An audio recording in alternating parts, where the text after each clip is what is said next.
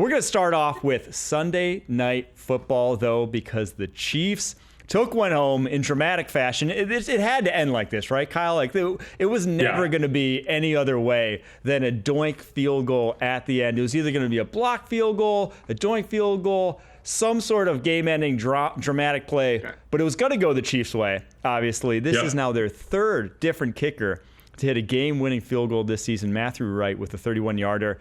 But the big question on everyone's mind is, are we actually scared of the Chiefs, Kyle, come playoff time?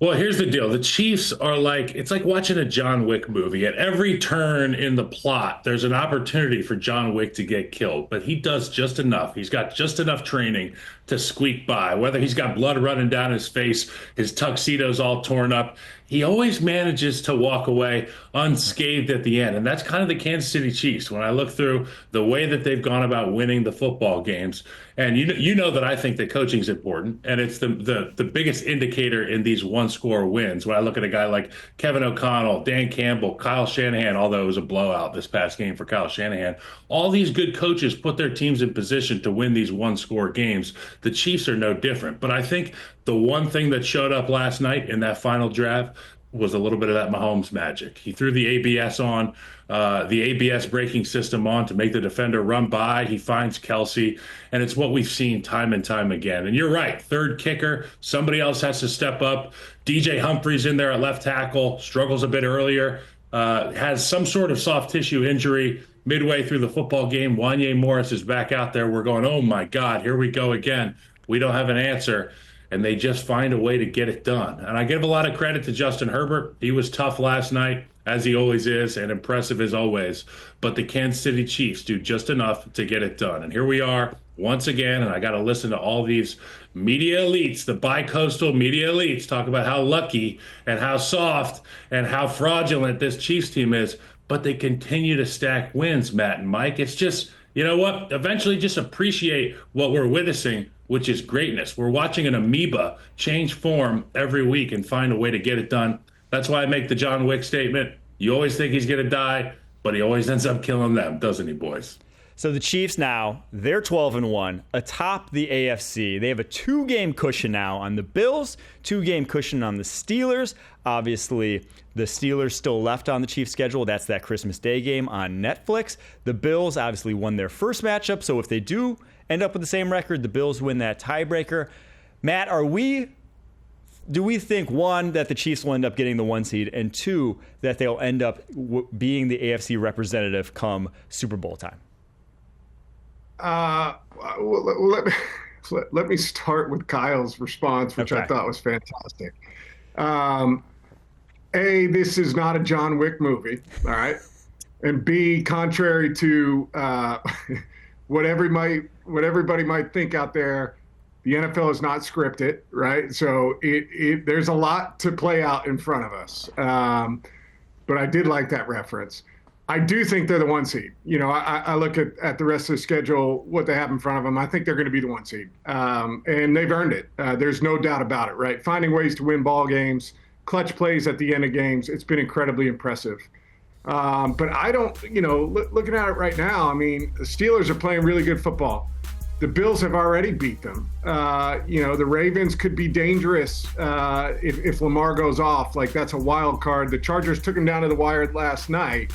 I think it's going to be, a tough road. I'm not necessarily one of the guys that like says, I'm going to bet against Patrick Mahomes. I've learned my lesson, and I think everybody has learned their lesson. He finds a way to get it done. But I think it's going to be a tough road for them to be back in the Super Bowl, given that they just can't find their rhythm, it feels like, for 4 quarters. Can they find ways to win games? Absolutely. But when you're going against some of these other explosive teams, you got to beat 3 of them, to get an opportunity to get there. I think it's going to be difficult. Yeah, the Chiefs have played, I think the biggest thing is the Chiefs have played 3 of those teams on that AFC playoff picture. They played the Chargers, they played the Broncos, they played the Bills. They lost to one of them, and then 2 of the other ones have come right down to the wire. So for me, the AFC... And the Ravens game, the season opener, right? That was against them as well. And that we were toenail away from, wrong color cleats.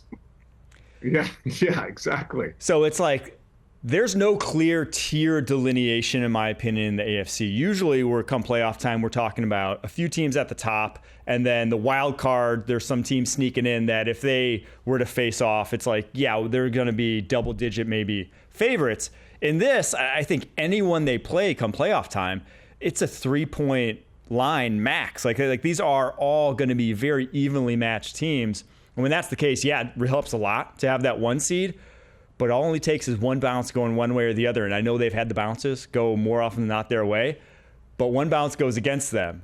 And all of a sudden the Chiefs are the ones who may be going home come January. I just think it's a very wide open race come AFC playoff time. If you told me any of those teams sneak through to get to the Super Bowl, it wouldn't surprise me whatsoever at this point. They're pretty good in those 3-point games, though. They are. It's not. I know a lot of people, like analytics wants to tell you that 1-score games are fluky. And they are to a degree, but coaching and being there matters a whole lot in 1-score games too. You know, the team that does not blink more often than not is the one who's better coached. Is more often than not the one who has more continuity on both sides of the football. And it's just hard to see a team that has better coaching and more continuity than the Kansas City Chiefs right now. This is almost darn near the exact same roster that we saw a season ago, with a handful of positions obviously being exceptions. But yeah, the Chiefs right now, it's going to be tough to go through Arrowhead. It really is. It's going to be tough to go through Arrowhead. It's going to be tough to figure out a great protection plan, because we thought we had the answer. I say we, as a Kansas City Chief fan here and somebody in the media, I thought that the Chiefs had the right answer for their current situation with getting a guy like DJ Humphries in the lineup. Obviously, you have to ramp up and get your body ready to play football. But from what I saw last night, they have not answered the question at the left tackle position. Obviously, he's not even healthy coming out of the football game. My thought, immediate reaction, you got to move Joe Thuney to left tackle. And whoever your best guard is that can fill in, we can figure out a way to piecemeal a good group, because we've got 2 other All-Pros there in the middle. Jawan Taylor, he's going to have to play some good ball on an island over there at right tackle. But you put Thuney at the left tackle position, and that, Mike, you and I have talked about so much. That's where those turnovers come from. That's my biggest fear, is all the hits that Patrick Mahomes is taking, and a lot of it is coming from the external stuff, the edge rushers. So Thuney does a great job. I've seen him do it a number of times for the Chiefs in his career there, and I think it would be a wise move to get him out there at left tackle. He did briefly. Yeah, I hear you on that.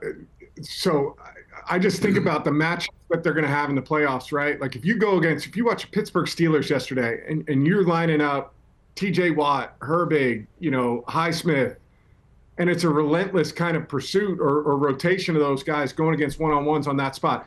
I like that too, Kyle, because I always felt like as a player, it's easier to protect guys inside, right? You can get more double teams. You can help guys out. You can get the slides going certain ways. It's hard on that outside guy if it's just chips or it's just the back in a chip. It's just not as clean. So that's the biggest concern for sure for the Kansas City Chiefs.